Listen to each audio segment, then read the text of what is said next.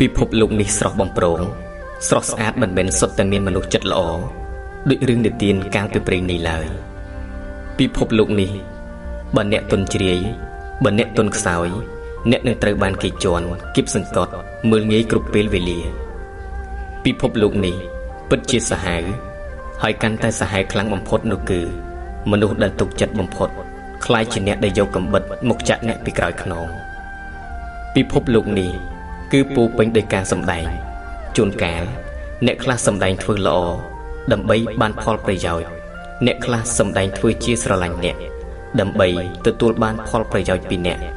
ហើយអ្នកខ្លួនឯងពេលខ្លះក៏សម្ដែងធ្វើជាសប្បាយចិត្តពេលអ្នកកំពុងកើតទុក្ខដែរពិភពលោកនេះពោពេញដោយរឿងរ៉ាវជាច្រើនពោពេញនឹងមនុស្សអាក្រក់អ្នកក៏មានសិទ្ធិជ្រើសតើអ្នកចង់ខ្លាចជាអ្នកណាស្រឡាញ់ខ្លួនឯងធ្វើអ្វីដែលអ្នកគិតថាត្រឹមត្រូវហើយធ្វើអ្វីដែលខ្លួនឯងចង់ធ្វើឲ្យតែវាមិនប៉ះពាល់ដល់អ្នកដទៃត្រូវចាំថាគ្មានអ្នកណាម្នាក់ដឹងថាថ្ងៃស្អែកពិភពលោកនេះនឹងប្រែទៅជាយ៉ាងណា